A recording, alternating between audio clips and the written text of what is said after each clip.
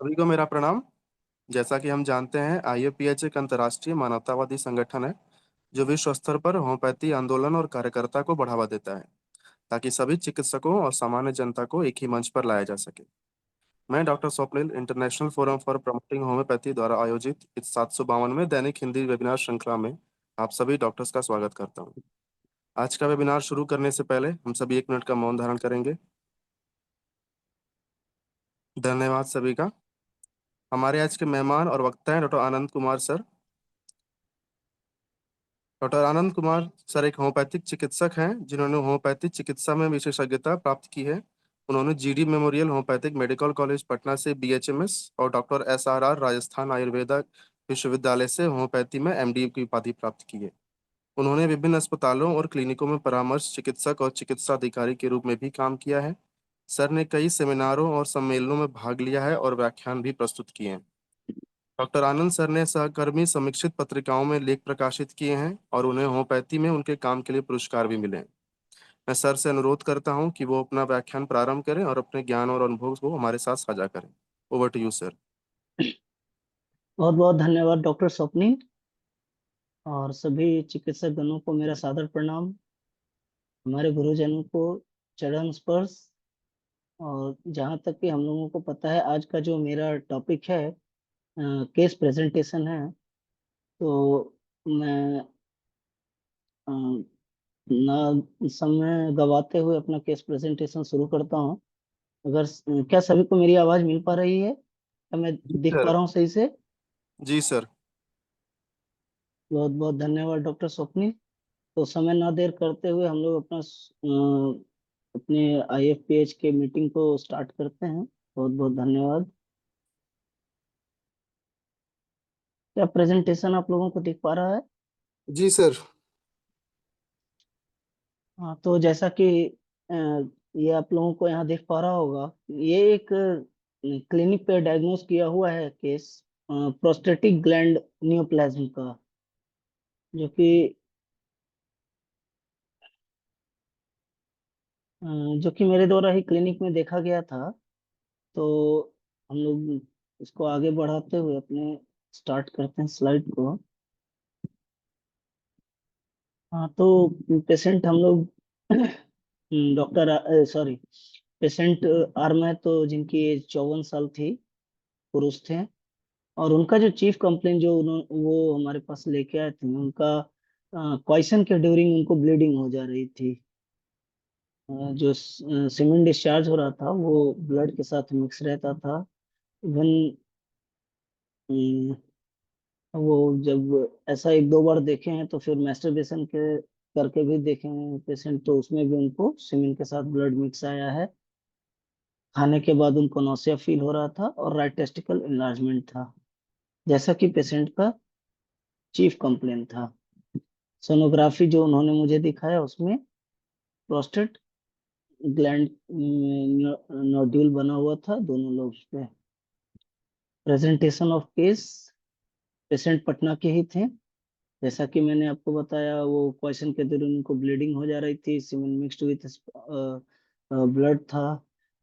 और जैसा कि मैंने बताया, ये सारे आप लोग अभी स्क्रीन पे देख पा रहे होंगे। The prostate nodule was lump और area hardness under the surface of prostate. जैसा कि मैंने पैल्पेट करके देखा तो वहां पर एक लंप और नोड्यूल मेरे को फील भी हुआ था। ये सोनोग्राफी आप लोग देख पा रहे होंगे। Nodule in both lobe of prostate neoplastic. Patient के और भी टेस्ट एग्जामिनेशन है। HbA1c भी ऑलमोस्ट बॉर्डर पे ही था। Patient was initially diabetic. These are the reports. जैसा कि मैंने पास्ट हिस्ट्री से पेशेंट से पूछा, तो पेशेंट जो है सो उसको सर में काफी बार चोट लग चुका था और मल्टीपल पार्टनर्स थे, उसके फिजिकल पार्टनर्स काफी सारे थे। स्मोकर था पेशेंट, जो है बहुत बड़ा चेन स्मोकर था। फैमिली हिस्ट्री में ऐसा कुछ खास मिला नहीं। मेंटल प्रेजेंटेशन में पेशेंट सीमेंट फैक्ट्री में एक वर्कर था।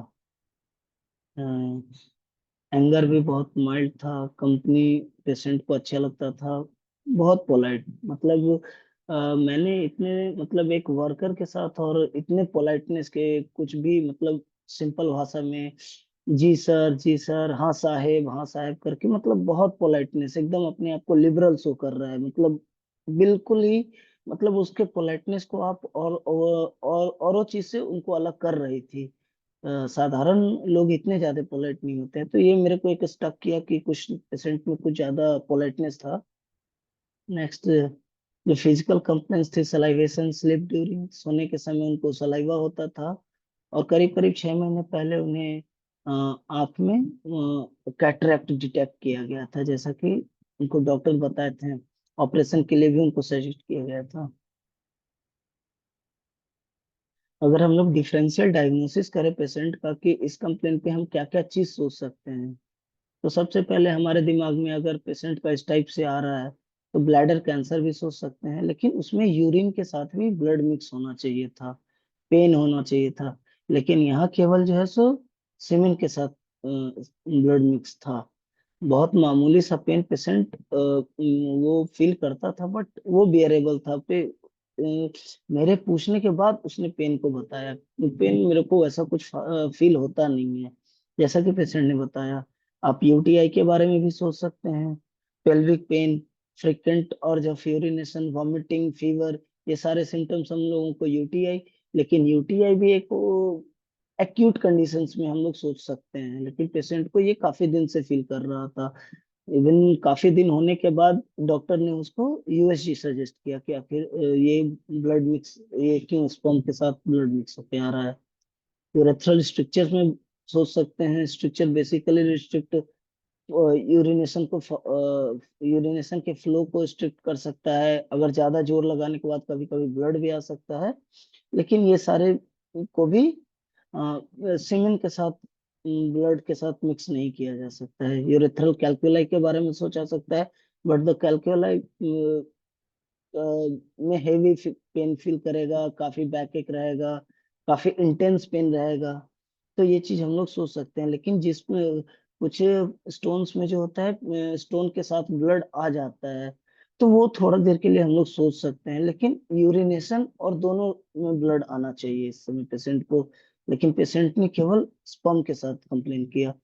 तो आई थिंक ये इनिशियल हम लोग सोच सकते हैं। नेक्स्ट, ये हमारा जो इनिशियल रेपोर्टराइजेशन सीट है, ये आप लोग देख सकते हैं। Prostate gland swelling, prostate gland hardness, mind elements from abuse after being sexually. मैंने यहाँ पे पोलाइटनेस को नहीं लिया था। मेरे दिमाग में कहीं ना कहीं एक हम लोगों को वैसे प्रेजुडाइज तो नहीं होना चाहिए, लेकिन आई थिंक कि जो भी लोग प्रैक्टिस में है, पेशेंट के साथ एक हमारे दिमाग में हिंट कर जाता है, और शायद आप लोग अभी आगे देखेंगे कि ये मुझे मेरे को ट्रैक से डेविएट कर दिया।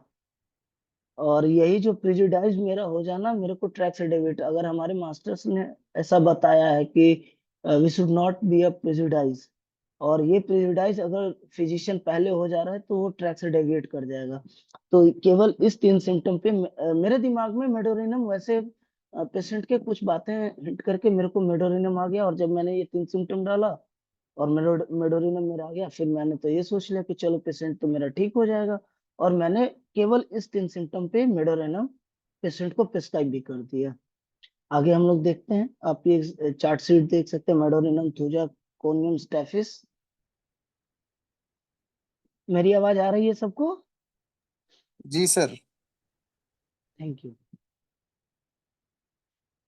जैसा कि ट्रीटमेंट शीट आप देख पा रहे होंगे, 4 जुलाई 2019, मेडोरेनम 1 mg was prescribed in 2 doses to be taken in empty stomach.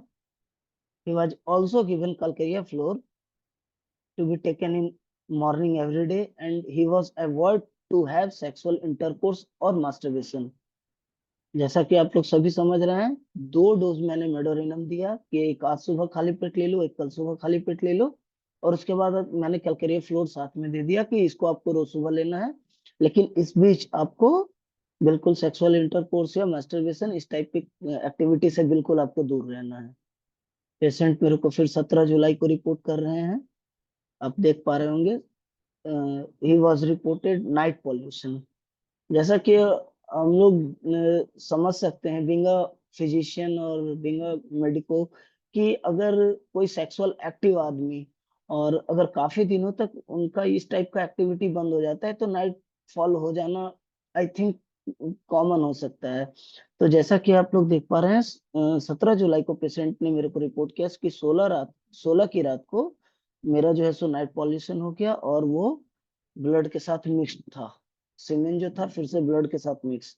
It means अभी तक कोई खास इंप्रूवमेंट हुआ नहीं था उस समय उसमें, जैसा कि मेरे को लगा। फिर उस दिन मैंने पेशेंट को कोई दवा नहीं दिया, प्लेसिबो देके मैंने जस्ट वेट एंड वॉच के लिए पेशेंट को वापस से भेज दिया। 5 अगस्त को फिर से पेशेंट मेरे पास आए। He reported pain in head along with pain in eye. मेरे दिमाग में था कि इसको सर में पुराना चोट है तो हो सकता है कि वो पुराना रिवर्स कर रहा होगा। एक विंग होम्योपैथिक मेरे दिमाग में आया कि जो इसके साथ पहले हुआ हो सकता है वो सिम्टम फिर से वो आया होगा। मैंने फिर से कोई दवा नहीं दिया, प्लेसिबो देके फिर से कंटिन्यू किया। 31 अगस्त 2019 he reported decreased eye pain with nausea, no medicine was given। Eye pain तो कम था लेकिन नौसिया भी यहाँ तक पेशेंट को थोड़ा थोड़ा फील हो रहा था। फिर से मैंने कोई मेडिसिन नहीं दिया। 17 सितंबर no head pain, no complain, but patient is still avoided sexual intercourse और मास्टरबेशन। इस टाइप की एक्टिविटी से पेशेंट को अभी भी मैंने दूर रखा है। आगे हम लोग देखते हैं। डेट 5 अगस्त 2019 पेशेंट ने फोन किया, हैड एपिस्टेक्सिस। उसने रात में फोन किया था, मैंने उसको फोन कहा था कि आप एक बार बीपी जांच करवा लीजिए, कभी कभी ऐसा भी होता है हाई बीपी के कारण भी एपिस्टैक्सिस होना बहुत कॉमन है। तो मैंने उसको कहा बीपी जांच करा लीजिए, बट बीपी वाज नॉर्मल, लेकिन उसको एपिस्टैक्सिस हुआ। फिर मैंने कोई दवाई नहीं, सेम आई वाज वेटिंग। 22 अगस्त had intercourse, blood straining present but much better than before. पहले से कम था लेकिन था इस बार भी। मेरे को लगा कि नहीं, पेशेंट में फिर से मेरे को रिपोर्टाइजेशन करना चाहिए, क्योंकि अगर मेरा दवाई काम किया होता तो अब तक बिल्कुल इसका ये ब्लड स्ट्रेन बिल्कुल खत्म हो जाना चाहिए था। 22 अक्टूबर को मैंने फिर से रिपोर्टाइजेशन किया। अब जो मैंने symptoms prostate swelling, prostate hardness, mind elements from sexual abuse, mildness, mind, company desire along with when aggravation, eye cataract, even almost उनके सारे सिम्टम को मैंने अभी एज ए रूब्रिक कलेक्ट किया। ये मेरा रिपोर्टराइजेशन चार्ट आप लोग देख रहे होंगे। Prostate gland swelling, prostate gland hardness, mind elements from sexual excess, mind mildness, जो कि मैंने आपको बताया था पेशेंट बहुत ज्यादा पोलाइट थे तो मैंने माइल्डनेस यहाँ पे उसके लिए वो लिया था।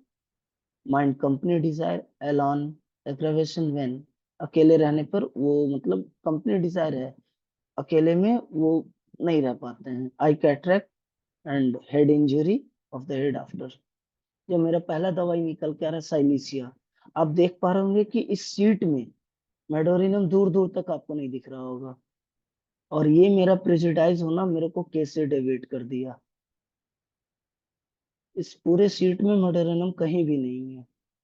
तो जैसा कि हमारे मास्टर ने कहा है, I think we should follow. और फिर मेरा जो फर्स्ट मेडिसिन निकल के आ रहा है silicea. Medicine was rejected from repertorial chart calcarea curve. The physical constitution patient does not shown calcarea group and silesia complementary to calcarea। Calcarea के patient को हम लोग अच्छे तरह से जाने, फैटी फ्लेवी फेयर। तो यहाँ से मेरा कैलकेरिया ग्रुप रिजेक्ट हो जा रहा है। फास्फोरस को स्टूप्ड शोल्डर, टॉल सिलेंडर, जो हम लोग देख फास्फोरस को जानते हैं, यहाँ से फास्फोरस वो कर पा रिजेक्ट हो रहा है। Conium mac, it is one of the best medicine for prostate enlargement and sexual symptoms, but on the mental level patient is in great depression or in highly excitement, this mental symptom does not show the in patient। Conium में ये सारी symptoms होनी चाहिए जो कि हमारे patient में नहीं मिला। पल्सर में आप देख पा रहे होंगे माइल्डनेस, द मेन कैरेक्टर अगर हम लोग पेशेंट का देखें तो माइल्डनेस था, हम लोग पल्सर को सोच सकते थे, बट पल्सर के भी जैसा कि पेशेंट थर्मली हॉट, तो ये सारे चीज काफी अलग कर रहा है पेशेंट को पल्सर से। नेक्स्ट, फिर से मेरा जो ट्रीटमेंट प्लान शुरू हुआ 22 अगस्त, sorry 22 October, Silesia 200 was prescribed in 2 days. 31 October, had sexual intercourse with no blood stain, no pain, feeling much better than before. 31 अगस्त को पेशेंट रिलेशन भी अभी कितना मतलब 8-9 दिन, करीब करीब 10 दिन के अंदर पेशेंट ने सेक्सुअल इंटरकोर्स किया, कोई ब्लड स्टेन नहीं आया। और पेशेंट पहले से, जब हमारी दवा वर्क करती है तो ना केवल शारीरिक लक्षणों पे, मानसिक लक्षणों पे भी even patient much feel better feel करता है, अपनी मानसिक स्थिति में भी पेशेंट को काफी अच्छा फील होता है, जैसा कि पेशेंट के बात करने से फील हो जाता है। अगर उसके शारीरिक कंप्लेन में आराम भी होता है, लेकिन जब मन उसका ठीक नहीं होगा तो आप, आराम तो है सर, लेकिन वो आराम नहीं है, मतलब आपके उसके फेशियल एक्सप्रेशन से भी समझ में आएंगे। तो जैसा कि आप देख सकते हैं, पेशेंट सर बहुत अच्छा लग रहा है, बहुत अच्छा फील कर पा रहे हैं, बिल्कुल ब्लड नहीं आया। 10 नवंबर को had continued reporting with no pain no blood. मैंने मतलब पेशेंट अब कंटिन्यू रिलेशन में जा रहा है, लेकिन कोई ब्लड नहीं आ रहा है, कोई पेन नहीं है। मैंने उसको फिर से सजेस्ट किया कि आप जो है सो फिर से एक बार सोनोग्राफी कराइए। ठीक है, आपके सिम्टम्स में बिल्कुल कमी आ गई है, लेकिन जब तक देखेंगे नहीं जो प्रोस्टेट में बढ़ा हुआ आपका गांठ था वो ठीक हुआ है कि नहीं। 20 दिसंबर, USG report indicating there is no neoplasm, minor prostate enlargement. Just I will show you the next USG. This is the USG report. Normal sized liver grade fatty, normal gallbladder, mildly enlarged prostate without significant post void residue. You can see अब यहाँ पर कोई neoplasm नहीं रह गया है। Discussion. In this case of prostate nodule, patient was considered with the past indulged sex history and excessive masturbation. With consideration for domination of causation and miasm we prescribed medorinum. जैसा कि मेरे को ये समझ में आता है, पेशेंट जो है सो सेक्सुअली अब्यूज्ड है, बहुत ज्यादा उसमें इन्वॉल्व है, और इस तरीके से हम लोग मियाज्मेटिक पॉइंट ऑफ व्यू से भी मेडोरिनम आ जाता है, जैसा कि मैंने मेडोरिनम दे भी दिया। Silicea emerged as totality as such it was prescribed to bring completeness in cure. और जैसा कि हम लोग डिस्कस किए हैं कि साइलेसिया से फिर हमारा पूरा केस ठीक हुआ। Thank you so much. Doctor Swapnil, जी सर। हम लोग एक और केस को अभी डिस्कस करेंगे। जी सर। एक clinical diagnosed case of carcinoma of larynx, larynx carcinoma का एक केस है। दिख पा रहा है आप लोग को? हाँ सर, विजिबल है। Okay, thank you. Patient name mister SP, age 75, patient Muzaffarpur के थे, बिहार। और ये हमारे पास जो चीफ कंप्लेन लेके आए, एक्चुअली द पेशेंट जो फर्स्ट टाइम, उनकी बेटी हमारी पुरानी पेशेंट थी, और वो पटना की रहने वाली हैं, और उनके पापा मुजफ्फरपुर से। तो फर्स्ट टाइम जो मेरे पास आई थी, वो अपने पापा का कंप्लेंट, पेशेंट मेरे पास नहीं आई थी, उनकी बेटी लेके आई थी। जैसा कि उनकी बेटी ने बताया,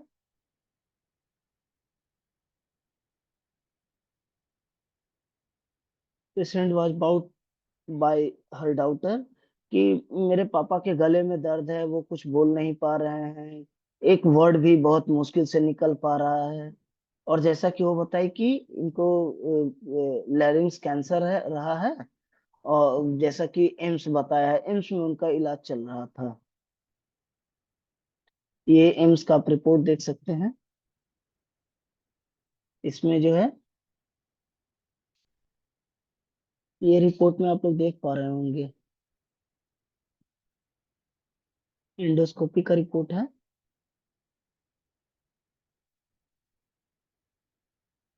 moderately differentiated squamous cells carcinoma.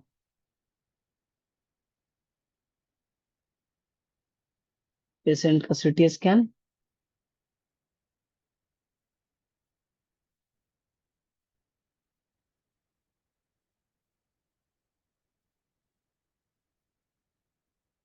अगर कोई स्लाइड देखना हो तो आप लोग बोल सकते हैं, मैं वापस से स्लाइड को।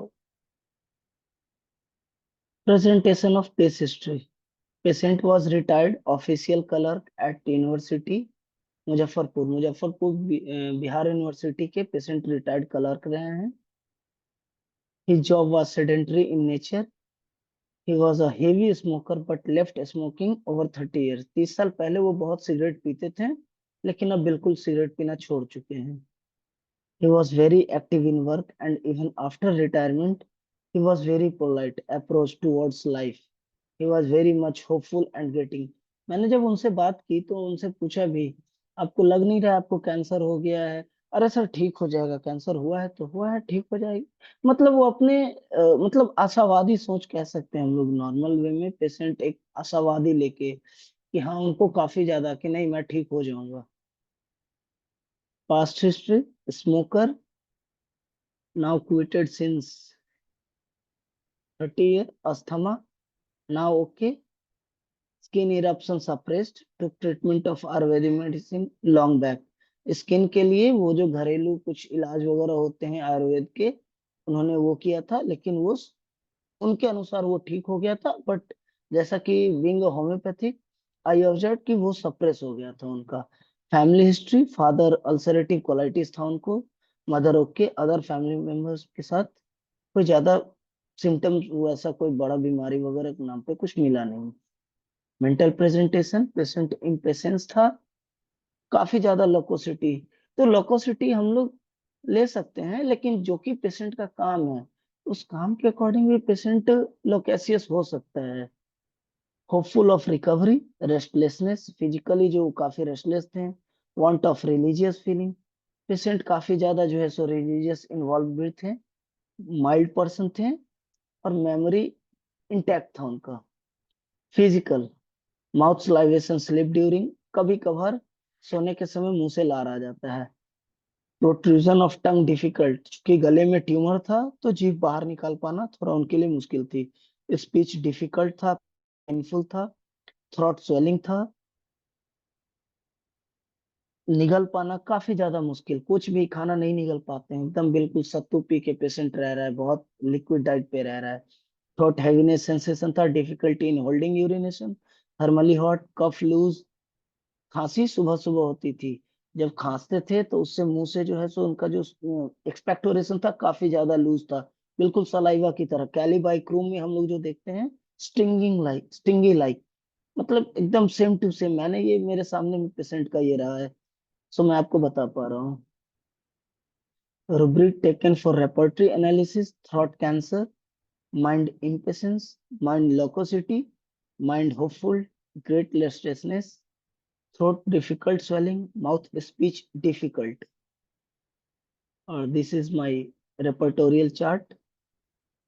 Mind loquacity, impatience, hopeful, swallowing difficult, speech difficult, protruding tongue, difficult with larynx and trachea, cancer larynx.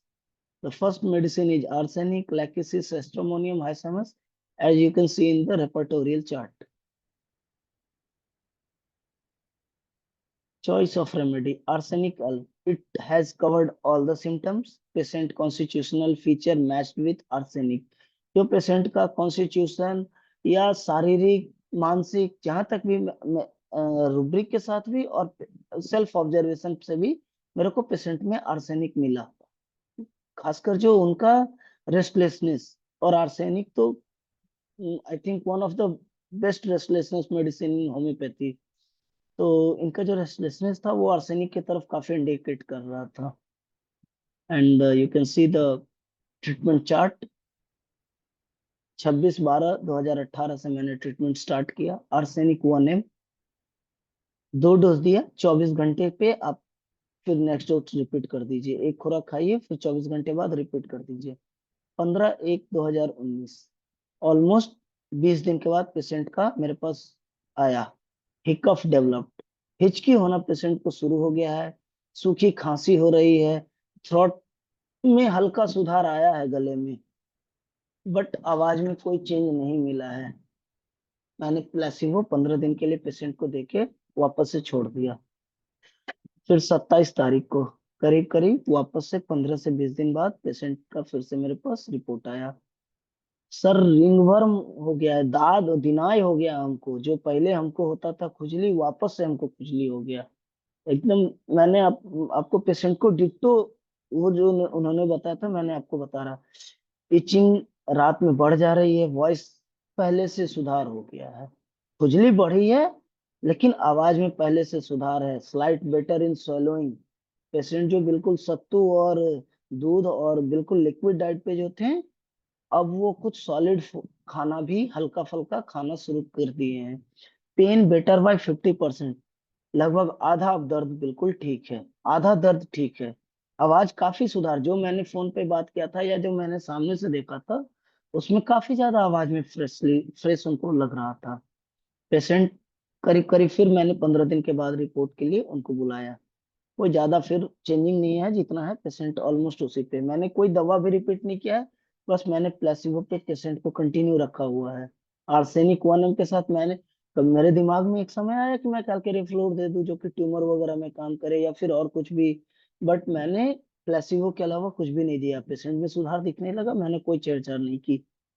फिर आप देख सकते हैं 5 मार्च को नो कफ, ऑल बेटर फीलिंग। खांसी अब बिल्कुल बंद, जो सूखी खांसी आप देख रहे होंगे। 15/1 को जो पेशेंट ने कंप्लेन किया था कि सूखी खांसी मेरे को शुरू हो गई है,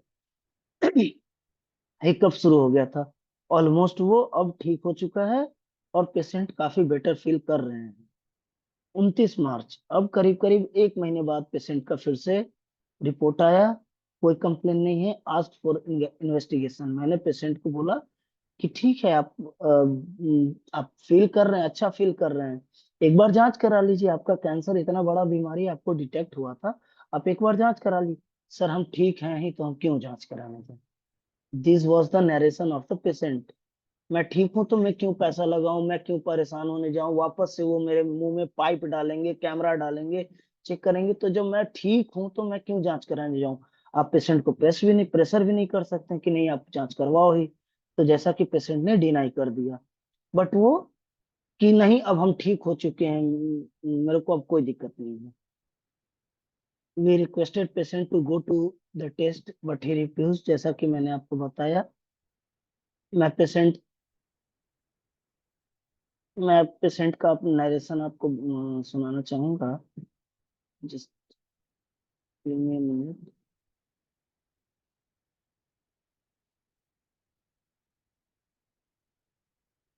आप लोग अपना हेडफोन ले लें तो आई थिंक ज्यादा अच्छे से आप लोग सुन पाएंगे।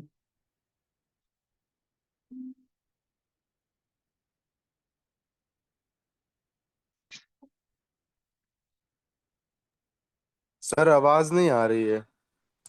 एक सेकंड, एक सेकंड।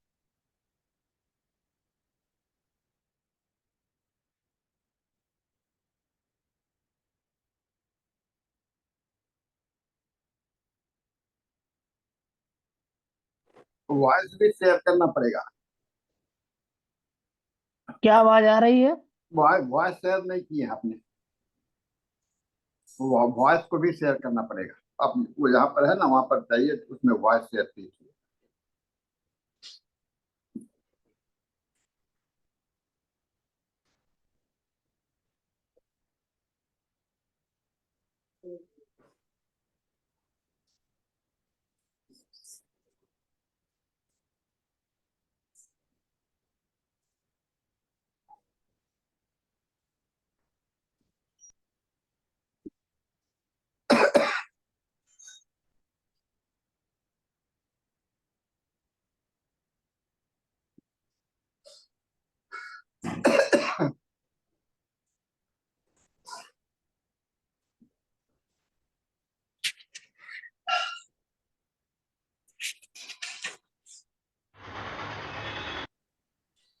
आप लोग बताएंगे अब अगर आवाज नहीं आ रही है तो।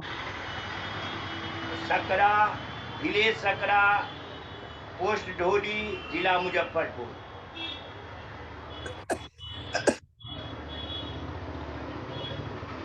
एम्स में बताया गया कि आपको कैंसर है, 12.5 ग्राम आपको कंठ में मांस बढ़ा हुआ है और कंठ का मांस हम छेद करके लेंगे। हम कहे कि नहीं, हम ऑपरेशन नहीं करावेंगे, हमारा उम्र बहुत ज़्यादा हो गया, 80 के लगभग।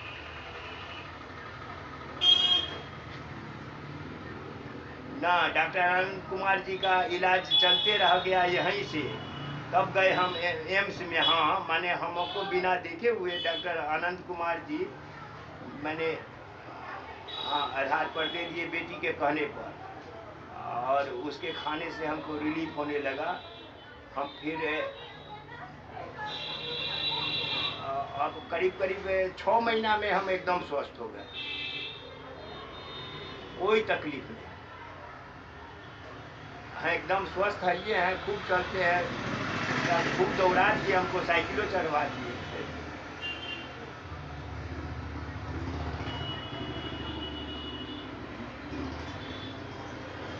ना दोबारा जांच नहीं करवाए, काहे लगी करावे, हमको कोई तकलीफें नहीं है। तब वजन जो घट गया था, वजन भी बढ़ गया। पहले 74 था,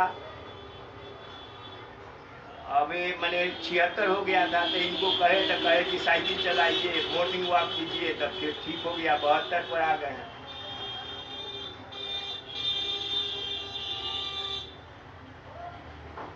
जी जी जी, कोई कमजोरी नहीं है हमको। हम बिहार यूनिवर्सिटी से रिटायर हैं, सेक्शनल ऑफिसर से। बिहार यूनिवर्सिटी में हम एम्प्लॉइज थे, मुजफ्फरपुर। BR अम्बेडकर हो गया है अब तो। हाँ, वहाँ से सेक्शनल ऑफिसर से हम रिटायर कर चुके।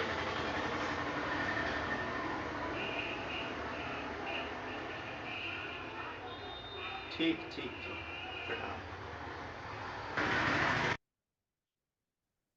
हाँ डॉक्टर स्वप्निल, क्या हम लोग कुछ और केस को आगे डिस्कस कर सकते हैं? अभी आपके पास समय है, आप कर सकते हैं जी। Thank you sir. हाँ। तो हम लोग एक और केस को आगे देखते हैं, और अब हम लोग एक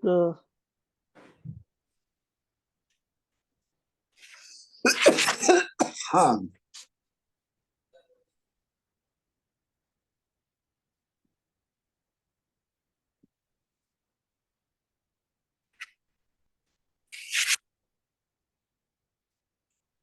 जैसा कि हम लोग देख पा रहे होंगे स्क्रीन पे, एक ओवेरियन सिस्ट का आज के समय काफी ज्यादा कॉमन पीसीओडी का केस बढ़ता जा रहा है। आए दिन आपको ऑलमोस्ट जो करीब करीब जो स्टार्टिंग मेनार्की से लेके और 20-25 साल तक की लेडी या फिर लड़कियां हैं, वो पीसीओडी का कंप्लेन लेके आ रही हैं।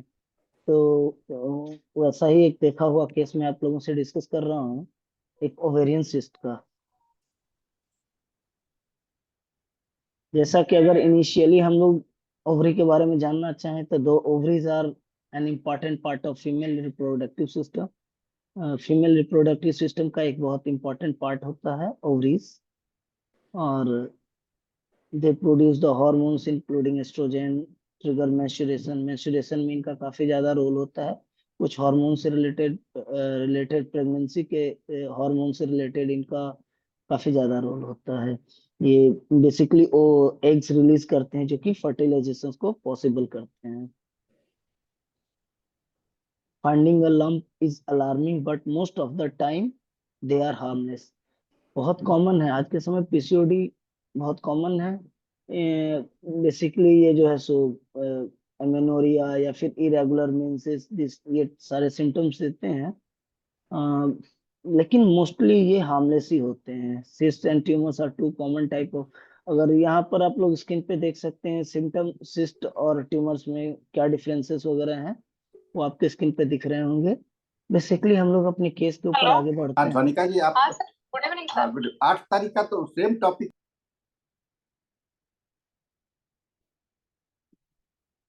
हम लोग अपने केस के ऊपर आगे बढ़ते हैं। ये सारा इनिशियल जो ओवरी से रिलेटेड आप लोग जानकारी देख सकते हैं।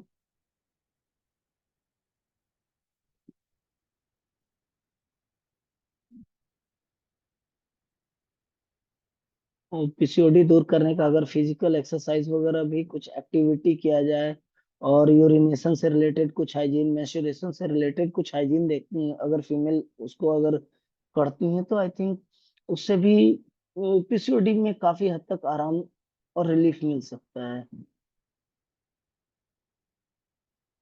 These are the initial symptoms, initial जानकारी है पीसीओडी से रिलेटेड, ओवरी से रिलेटेड। ये सारे कॉमन सिम्टम्स आते हैं पीसीओडी में। डायलेकिंग, sudden sharp stitching, lower abdomen, nausea, vomiting, irregular menses, pain during intercourse, bowel movements, feeling full after eating small amount, ये सारे पीसीओडी के सिम्टम ही हैं।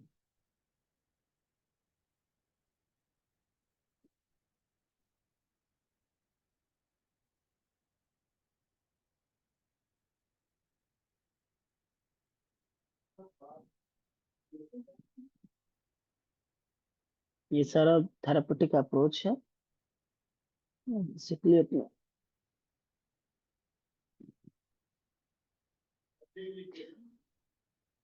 हाँ, this is the start of our case. Date of admission 7th August 2018. A case of ovarian lump. Name of the patient, this female, age 16 year, and she is also from Patna. This is the initial address of the patient.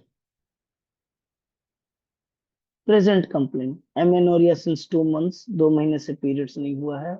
With irregular menses last 1 year. एक साल से भी मेरा mains कभी सही नहीं रहा है, लेकिन पिछले 2 महीना से तो बिल्कुल नहीं हुआ है, जैसा कि पेशेंट का कंप्लेंट था। पेशेंट मेनार्की से ही काफी पेनफुल पीरियड, उसको डिस्मेनोरिया रहा है। जब भी पीरियड्स होती है तो काफी ज्यादा बिल्कुल बेड पकड़ लेती है। Dysmenorrhoea since her menarche.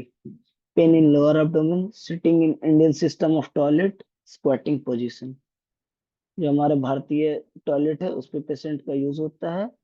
Lower abdomen बैठती है, दबता है, उसमें पेशेंट को पेन फील होता है। Leucorrhoea, thin mucus after menses.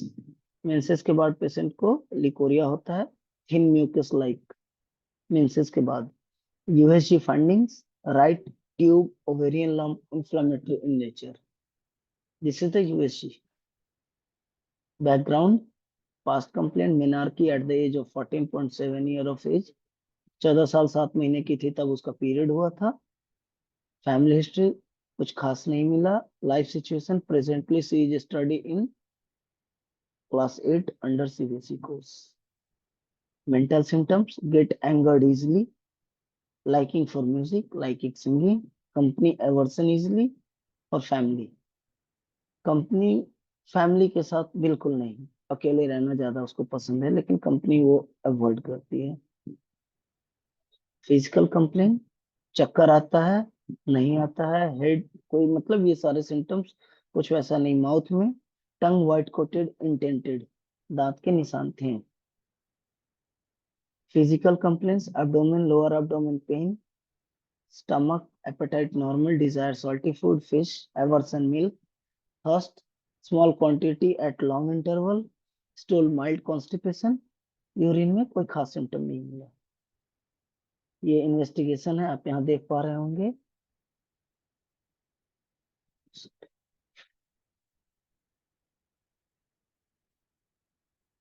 Right ट्यूबो ovarian lump, inflammatory, cystitis with post-void residue 32 ml. ये right ट्यूबो ovarian lump, inflammatory. Age of the patient 15 years. The CS urination report is E. coli isolated 3+, 2+. This is her previous report जहाँ वो gynae से इलाज करवा रही थी। Repertorial analysis: mind angered easily, mind singing, mind company aversion, general food and drink salt desire. You can see these are the repertorial analysis. Female genital menses irregular, female genital tumor ovaries, mild remorse, mind estranged family from, female genital means with protracted, menses protracted. ये हमारा रिपोर्टोरियल chart है। ये हमारे symptoms जो मैंने report, mind anger easily, mind singing, mind company aversion, general food and drink salt desire, general food and fish desire, milk aversion, thirstless, menses irregular, tumors ovaries, remorse, strange family from his, female genitalia menses protracted, music, amelioration. The first medicine is natramur, sepia, phosphorus, staphyl. These are the medicines. You can see the repertorial chart. The medicine selected sepia. The first medicine is natramur, but I have selected sepia. 3 days, once a day in the morning before meal. सुबह खाली पेट में सीपिया 1 mg का एक खुराक आपको लेना है, continue 3 दिन तक। This is the treatment chart. 7th August, first prescription CPR 1 mg in distilled water in morning before breakfast, 3 days, placebo for 20 days.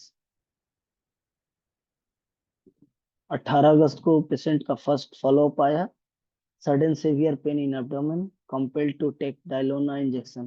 Patient को अचानक से काफी दर्द हो गया था विदाउट मेंस्ट्रुएशन, तो मैंने उन्हें फोन पे ही सजेस्ट किया कि आप जो है सो डायलोना ले लीजिए। और जहाँ पर मैंने मैगफॉस, मेरे को ऐसा फील हुआ कि मे भी गैस का पेन हो सकता है, तो मैंने मैगफॉस दे के छोड़ दिया पेशेंट को। स्टेटस इसमें सडन पैराक्सिमल पेन हुआ था 22 अगस्त को। Reported by her mother on telephone that she got her menses started, जो कि 2 महीने से मेंस बंद हुआ था और मेरे इलाज के करीब करीब 15 दिन तक भी बीच में एक बार दर्द भी हो गया पेशेंट को। आई थिंक मेरे को वही फील हुआ कि मेंस उसका स्टार्ट हो गया, बट सी डिडंट मतलब उसका पीरियड स्टार्ट नहीं हुआ था। 22 अगस्त को उसकी माँ का जैसा आया कि मेंस स्टार्ट हो गया। नो चेंज, कोई दवा मैंने नहीं दिया, प्लेसिबो पे रखा। Better as amenorrhoea last appearance, जो उसका एमेनोरिया का कंप्लेंट था वो दूर हो चुका था। फिर मैंने प्लेसिबो पेशेंट को देके आगे को फिर वो किया। 3 सितंबर, informed that menses ceased after 3 days, now it is followed by heavy leukorrhea। 3 दिन केवल पीरियड रहा, बंद हो गया, जैसा कि 3 सितंबर को उसने बताया था, लेकिन उसके बाद सर लिकोरिया बहुत ज्यादा शुरू हो गया था। कोई दवा मैंने नहीं दिया। डिटॉक्सिफाई, पेशेंट डिटॉक्सिकेट हो रहा होगा, बॉडी जो है सो डिटॉक्सिकेट कर रहा होगा खुद को।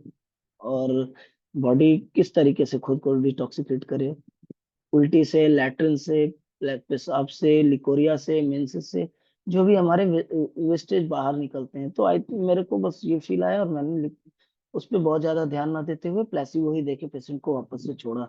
हेवी लिकोरिया का जैसे पेशेंट ने बताया कि जैसे पहले आता था उससे भी काफी ज्यादा आ रहा था। 25 सितंबर, paleness in urine with strong offensive smell, no changes in any medicine, advised to keep taking placebo, advised to take plenty of water and fruits, जैसा कि मैंने पेशेंट को सजेस्ट किया और मेरे को वही लग रहा है, डिटॉक्सिफाइंग हो रहा है, तो अभी कोई चेंजेस नहीं मेडिसिन में। 26 अक्टूबर, menses appeared in time and lasted for 5 days। Patient period अपने समय से शुरू हुआ और 5 दिन तक रहा। There were minor abdominal pain with leucorrhoea followed, leucorrhoea हुआ बहुत कम दर्द के साथ, थोड़ा बहुत लिकोरिया हुआ। सीपिया 1 mg in 3 doses was advised to report after 1 month। Potency was increased, जो मैंने 200 से शुरू किया था। सीपिया 1 mg, sorry, sepia 1 mg in 3 doses was advised, जैसा कि मैंने 1 mg ही दिया था last time, was advised to report after, और 1 महीने बाद फिर से रिपोर्ट करने बोला।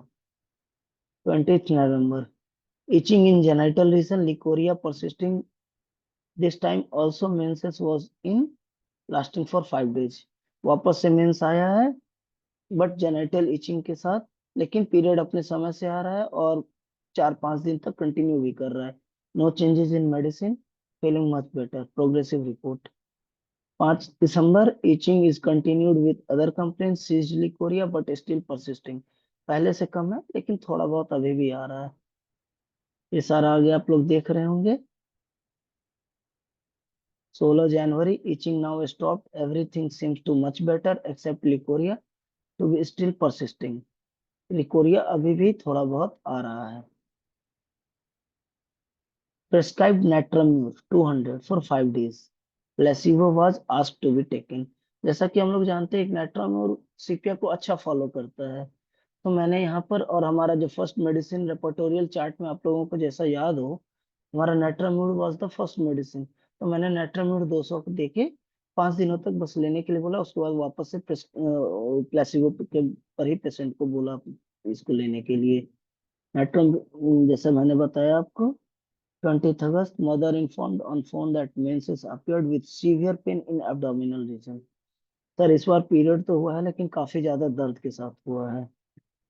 वापस से मैंने मैकफॉस दिया and advise to take warm application, जो कि डिस्मेनोरिया वगैरह में हम लोग गर्म सेक वगैरह देने बोलते हैं, वही मैंने बोला।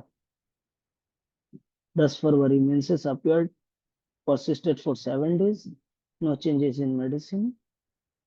15 मार्च, now much better, no pain and Licoria was also stopped.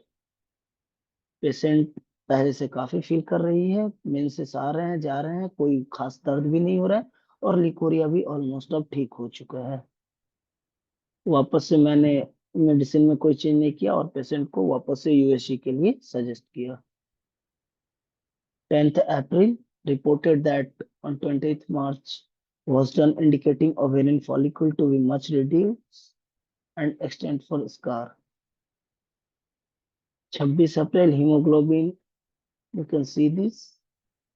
17 मार्च को ड्राई एजिमेटस एरप्शन ऑन फिंगर। ये सारा जो है सो, जैसा हम लोग जानते हैं कि अगर हमारा दवाई होगा तो कुछ भी सप्रेस्ड एरप्शंस वगैरह तो बाहर आएंगे ही ठीक होने के लिए। आप लोग देख पा रहे होंगे आगे।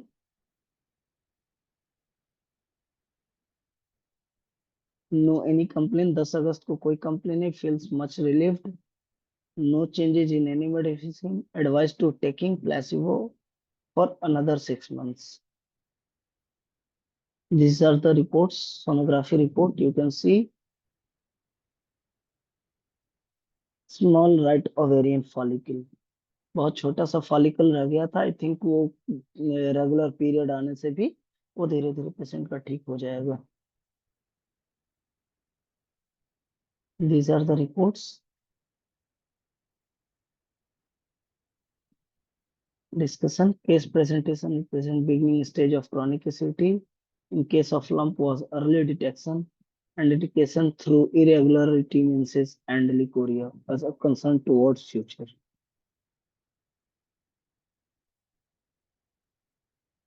You can see this medicine indication for sepia and complemented by Natramur suggest that there was wide range of stress and menarche, which made patients acquire personality leading towards the sepia and Natramur nature. जैसा कि commonly जिस as में patient है, और आप अगर कुछ एक को छोड़ के ऑलमोस्ट सीपिया और नेट्राम्यूर को इस एज की लड़कियां कवर करती है, और जैसा कि हमारा रिपोर्टोरियल चार्ट भी इस दो मेडिसिन को फर्स्ट और सेकंड में लाके रखा है।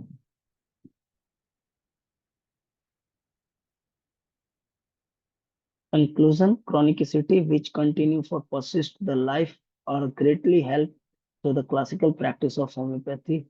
अगर हम टोटलिटी लेके और अब जब रेपर्टराइजेशन करके भी हमने मेडिसिन दिया और आप लोगों के सामने पेशेंट का जो रिपोर्ट्स रहा है वो आप लोग देख सकते हैं। Treating case and having clarity in repertorial approach is the most ideal way of practice of homeopathic system of medicine.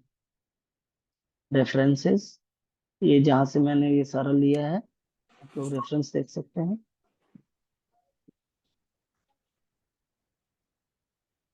Thank you so much. Thank you doctor Anand ji. जी, अब आप अपना पीपीटी स्लाइड्स को हटा दीजिए। Okay sir.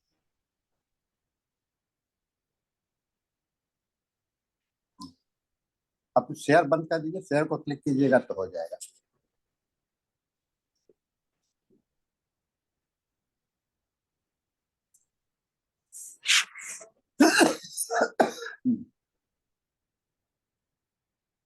आपने 3 case को explain किया है, काफी अच्छा प्रेजेंटेशन है। और तीनों केस में जो मैंने देखा, पहला केस को आपने मेडोरिनम किया और उसके बाद में एक दवा दिया था, क्या दिया था? मेडोरिनम के बाद में क्या दिया था? Silicea sir. साइलिसिया। तो इसमें आपने कहा कि हमने गलत सेलेक्ट किया, लेकिन मैं इसको गलत नहीं मानता हूँ, क्योंकि अगर मैथमेटिक मेडिसिन भी पहले आ जाता है तो वह ऑब्स्टैकल्स को आपको उसके लिए रास्ता बना देता है ना, रास्ता बना देता है, इससे काम करने में सुविधा होने लगता है। और जब फिर सिम्टम्स इमर्ज कर जाते हैं, नेचुरल सिम्टम्स आ जाते हैं, होता क्या है कि कभी कभी मैथमेटिक इन्फ्लुएंस के कारण जो नेचुरल सिम्टम्स है वो नहीं दिखलाई पड़ता है। तो नेचुरल सिम्टम्स को देखने के लिए हम लोग ऑब्स्टैकल्स का इस्तेमाल करते हैं, लेकिन हमेशा ऐसा नहीं किया जाता है, कभी कभी हम लोग ऐसा कर सकते हैं। इसको ध्यान में रख करके, और शायद आपने जाने में किया या अनजाने में, ये एक सही अप्रोच था। और इसमें साइलिसिया जो आया तो वो क्यूरेटिव मेडिसिन सिद्ध हुआ और सिंगल मेडिसिन के माध्यम से ये हुआ। थर्ड केस को जो आपने दिखलाया, सीपिया और नेट्रम्यूरिटिकम का रिलेशनशिप, तो ये एक अच्छा ये है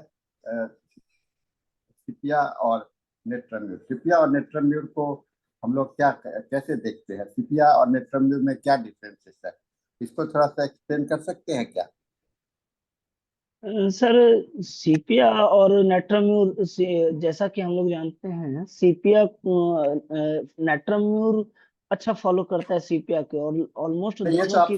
फॉलोअप की बात कर रहे हैं, देखिए जी। सीपिया जनरली एग्जॉस्टेड लेडी होती है ना, एग्जॉस्टेड होती है किसी कारण से। सीपिया बहुत ज्यादा, उसके पास में उम्मीद, अपने सेल्फलेस है, सीपिया बहुत सेल्फलेस है ना, माने अपने को सीपिया में अपने को नहीं दे करके दूसरे को ज्यादा, इसलिए उसको वॉशर वोमेन करते, पूरा घर के जिम्मेदारी को लेना सीपिया का कैरेक्टर होता है। नेट्रम्यूरिटिकम जो है सो सेल्फिश टाइप का हो जाता है, ये कैरेक्टर बहुत इंपॉर्टेंट होता है। लेकिन नेट्रम्यूरिटिकम जो है सो आपको कभी कभी आपको सेल्फलेस भी हो जाता है। ये आप देखे होंगे कि हर एक दवा का primary action, secondary action and tertiary action, ये 3 दौर से गुजरता है। तो प्राइमरी एक्शन में नेट्रम्यूरिटिकम जो है सो सेल्फिश होता है, फिर बाद में चल करके वह सेल्फलेस, बाद में चल करके वह सेल्फलेस हो जाता है। इसलिए जब आपने सीपिया को दिया और सीपिया को देने के बाद में नेट्रम्यूरिटिकम से कम्प्लीमेंट हुआ, तो ये एक अच्छा आपके लिए एक रास्ता बना। तो मैं, ये तो आपने जान करके किया, मैं नहीं कह सकता हूँ या अनजाने में किया, लेकिन आपने उसको फॉलो, जो सिम्टोमेटिक आया, लेकिन फिलोसॉफिकल बेसिस या गाइडलाइंस को ध्यान में रखने से सभी को अच्छा लाभ हो सकता है ना। तो फिलोसॉफिकल बेसिस को दिमाग में रखने का जरूरत है। ऑब्स्टैकल्स टू रिकवरी की बात हम लोग करते हैं। ऑब्स्टैकल्स टू रिकवरी एक इम्पॉर्टेंट फेनोमेना है। दूसरा कि आपका कम्प्लीमेंट्री की बात होती है। जो आपने कहा कि जनरल कम्प्लीमेंट्री, तो जनरल कम्प्लीमेंट्री आपने नहीं दिया है, आपने एक ऐसा कम्प्लीमेंट्री दिया है जो कि इमर्ज्ड कम्प्लीमेंट्री, उसको इमर्ज्ड कम्प्लीमेंट्री कहते हैं। इमर्ज मतलब कि जो सिचुएशन के हिसाब से जो कम्प्लीमेंट्री मेडिसिन आता है उसको हम लोग इमर्ज्ड कम्प्लीमेंट्री कहते हैं।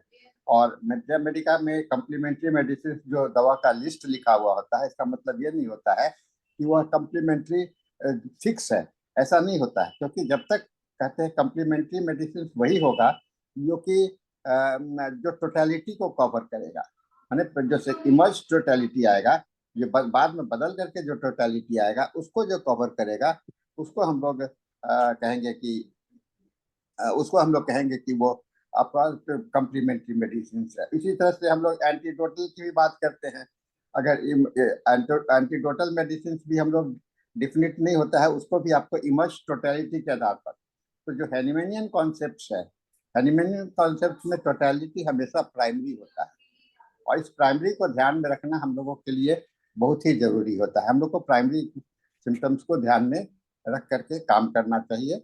और जो बीच में जो ऑब्स्टैकल्स आते हैं, बीच में जो चेंजेस आते हैं, आपने बहुत धैर्यपूर्वक इस केस को, तीनों केस को हैंडल किया है, इससे आपको सफलता मिली है। अगर आप धैर्य से नहीं करते, बार बार दवा बदलते चले जाते, तो शायद ये केस जो है सो बिगड़ सकता था, क्योंकि कैंसर का केस आप पीपीटी को हटाया नहीं, शेयर को खाली ऑफ बंद करिएगा तो हो जाएगा, क्योंकि हम लोग का अब दूसरा सेशन शुरू होने वाला है। हाँ ठीक है, अभी हो गया। तो ये एक हम लोगों के लिए अच्छा गाइडलाइंस है, और आपने यहाँ अच्छा प्रेजेंटेशन किया। और भी कोई इसी तरह से केसेस को इकट्ठा कीजिए, प्रैक्टिस करते रहिए क्लिनिकल एंड क्लासिकल मेडिसिन में जो मजा है, जो आनंद है, जो इसमें अच्छा लगता है। Yes doctor Manoj, I am just finishing it. So हम लोग उसको इसमें ये करते हैं, ठीक है ना। तो इसी तरह से प्रयास करते रहिए, लगे रहिए, और फिर हम लोग के फोरम में भी और भी समय लेकर के आप आइए और भी केस को प्रेजेंट कीजिए, क्योंकि क्लिनिकल एक्सपीरियंसेस का प्रेजेंटेशन बहुत इम्पोर्टेंट है, और क्लिनिकल केसेस को हम लोग ज़्यादा प्रेफरेंस यहाँ पर देंगे। और भी केसेस को अपने क्लिनिक में देखा होगा, सबको इकट्ठा कीजिए, सबको गाइडलाइन, क्योंकि एविडेंस बेस्ड बनाना भी बहुत आवश्यक है। तो इसके साथ में हम लोग का समय समाप्त होता है। हम लोग अब अगले सेशन की ओर मूव करते हैं। Now the session is handed over to Dr. Manoj for his English session. You can start the session now, sir. Thank you, sir. Good morning, good afternoon, and good evening. Welcome to 1706th day of continuous and uninterrupted Zoom session of IFPH. Let us start today's program with a silent prayer.